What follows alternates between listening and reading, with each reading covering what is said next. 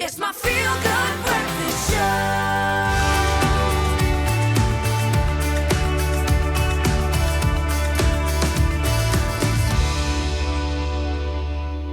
Yes, she is back. You are back. It means only one thing, time to talk relationships. We all dread relationship breakups. They suck, eh? And the difficult emotions that they obviously bring with them. And while a breakup is usually meant to be permanent, sometimes those difficult feelings end up bringing us back to the person. This can, however, start this pattern of on-again, off-again relationships, which I think have their own that's what I call an entanglement. That is an entanglement. That's an entanglement. That is exactly Once you're entangled, it's difficult, It's too much, but of course it is Monday, and that means we're talking all things relationships. And today we're asking you at home, is your relationship in an on-again, off-again cycle? That's a red flag. Well, clinical psychologist Asha Dullabh is here today to help us discuss this, and we're taking your questions and also your comments via our Facebook page, and our studio line is on screen right now at 021-110-5552, so do connect with us. Asha Dullabh. Please, phone in and vent. Vent with us. If you're on like breakup number 5 with the same person, let us know. You know, I've always had fiery relationships, but thankfully long relationships where it's not like break up and on again, off again, on again. How detrimental can it be to be stuck in that cycle of on again, off again, hot again, cold again? I mean, that's got to wear you down. Absolutely, Graham. It's definitely an entanglement. It's enmeshed, and it's detrimental because it taxes you on your mental well-being. That's for sure. You feel exhausted mentally. You feel like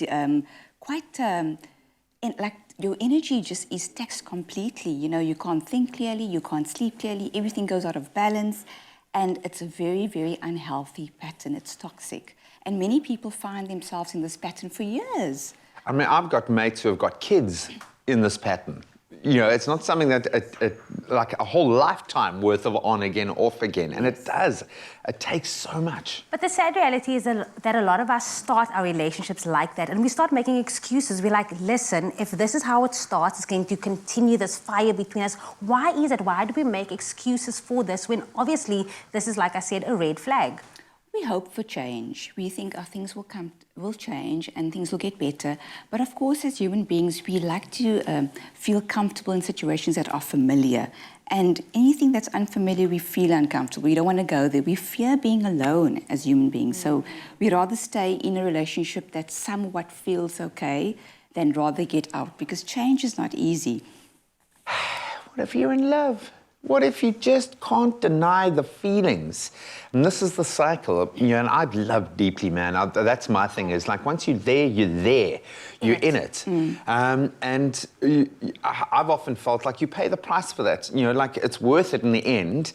But then there are those red flags that something is, the word you use, toxic, that it's actually too much. What are those red flags when we should say, okay, it's time now to actually reassess and rise above this? Well, you know, Graham, you get to a point where you start questioning yourself in the relationship. You're constantly trying to find your place in this relationship. You're questioning your values. You feel scared. You can't be yourself. So you're watching your words. You're watching your actions. You're basically walking on eggshells in the relationship. So it feels completely, you're not yourself. So you start questioning yourself. You start questioning your partner. And it's complete dismantling of trust in a relationship. You don't feel that you can trust the relationship anymore. So that's where this on and off, and then you go into this honeymoon phase where you go back into the relationship. The honeymoon phase is all good, and then it goes back to, it actually forms part of an abusive relationship pattern that we need to be aware of. But at times, it's that fiery energy that people are looking for. At times, it could be a subconscious way to reconnect or to get that fire back in a relationship when things feel a bit boring or a bit stale and a bit stagnating, where a person in a relationship may be seeking that fire by repetitively playing out a pattern just to reignite that fiery emotion. It's The Notebook. The problem is we've all watched The Notebook, so we think it's all right to have this kind of relationship. Yeah. I've been in something like that where I went back only because it was so comfortable. I didn't want to have to explain to someone what my favorite color was again. So you go back almost for a sense of like, we know each other, we know what our Familiarity, faults yeah. are. That is bad, right? To go back just because you know that maybe there isn't someone there out there for you, or because we know what makes each other tick. There is someone out there for you. I know. There is.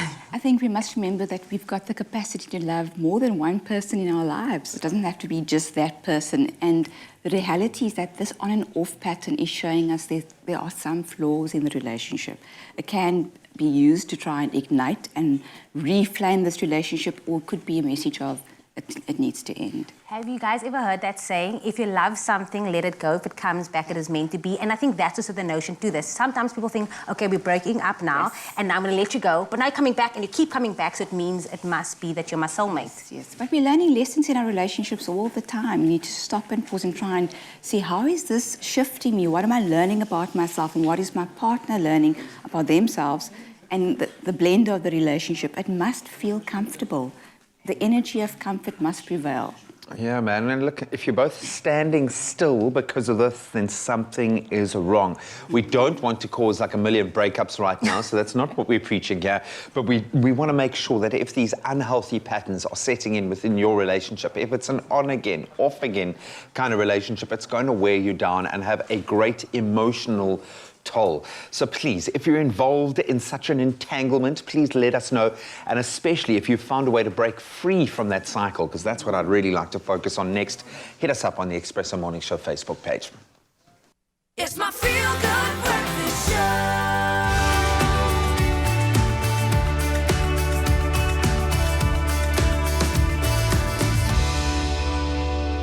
You're live with your Feel Good Breakfast Show. You're on S3. Are you on again? Are you off again? It's Monday, so we're talking all things relationships. And today we're asking, is your relationship in an on-again, off-again cycle? Run away as fast as you can. Well, we're back with clinical psychologist Asha Dullabh to unpack this topic. So do weigh in with your questions and comments on our Facebook page, as well as our studio line, which is 021 110 555 And we actually have a caller on the line. Yeah, my favorite right kind now. of caller. Anonymous, which means you've got some, hopefully a little bit of sauce to spread. Very good morning, Anonymous. Set the scene for us. We're talking about on-again, off-again relationships. Are you in such a relationship? Quiet. Anonymous, are you there?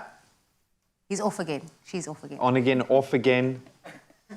We've got to talk about this. We can't be stuck in this cycle of I'm talking and you're ignoring me, and it's not a healthy sign. Ah, there we go. There we go. Anonymous, a very good morning. How are you? I'm very well. Thank you so much, G. And how are you?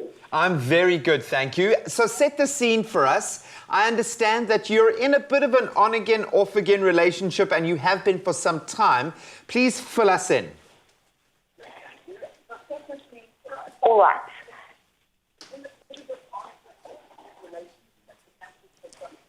Anonymous, you might want to try and turn down your TV and listen to us via phone call, because you're getting a delay right now. So try to listen to us via your phone. All right. Can you hear me now? Yes, Can hear you perfect. perfectly. Great. Thank you so much. All right. This is my story. Okay. I'm in a relationship for more than 50 years. All right. So I've been married 5 years. And we've got divorced after 5 years. We've got one daughter. We ended up getting back together after 2 months of our divorce. My husband divorced me for your information.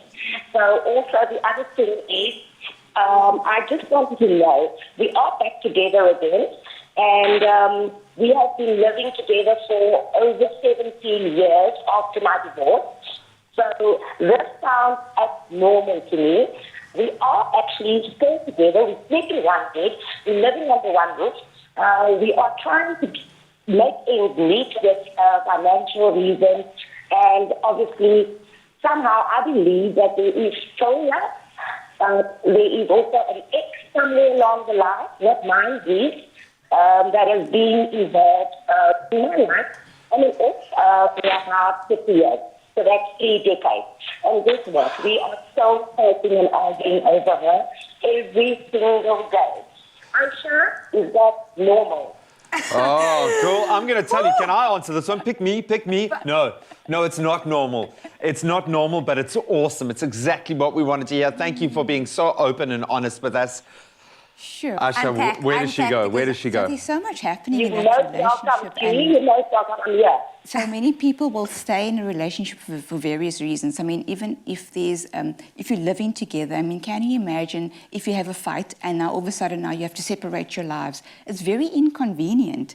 So people want to stay together for the sake of a comfort zone as well. There is possible codependency. Financial, she mentioned financial, and that's okay if you've got to be realistic. Yeah? I think if Anonymous is feeling comfortable, if there's an energy of comfort, regardless of that, it's out of the norm of how things are, that's okay if it's working for her. Because there's other factors that are coming into play. There's a child, I heard, there's finances, there's this level of, being in one home, under one roof.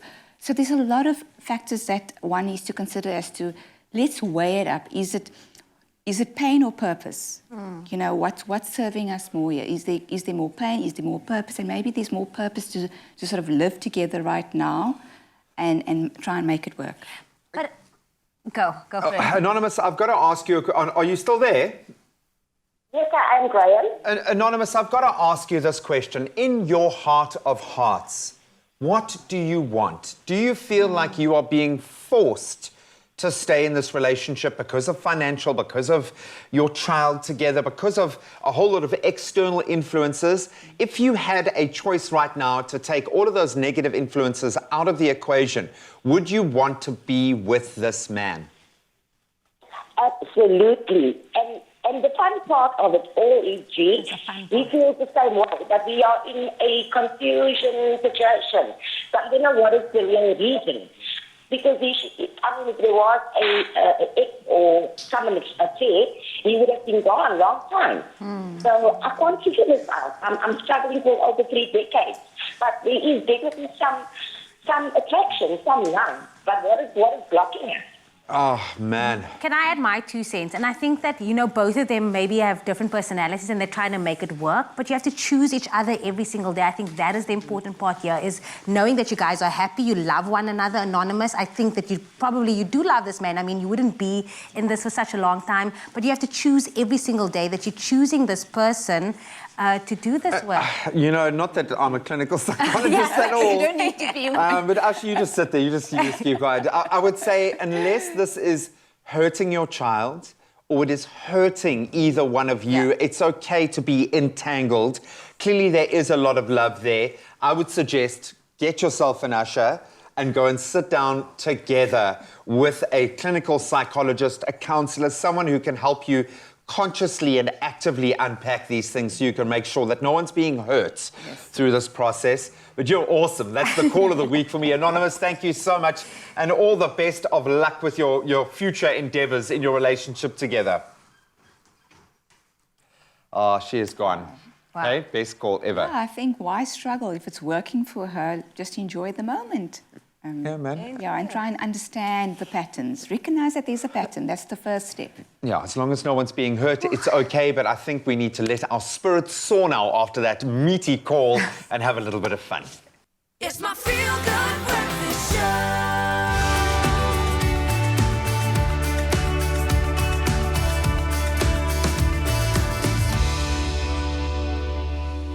Jamie, I'm sorry, it's not you, it's me.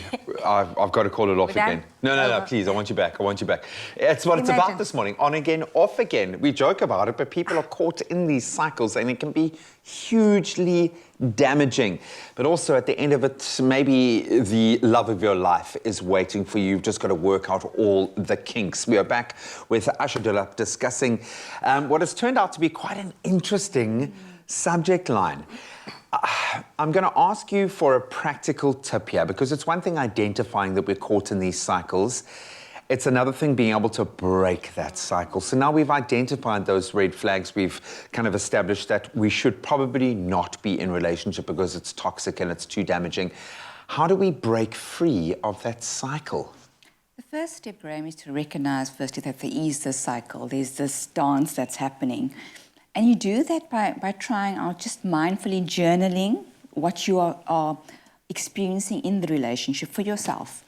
And, also trying to navigate what is it like to feel or be alone, because that's the greatest fear. Couples don't want to separate because the fear of being alone is just daunting, a painful experience.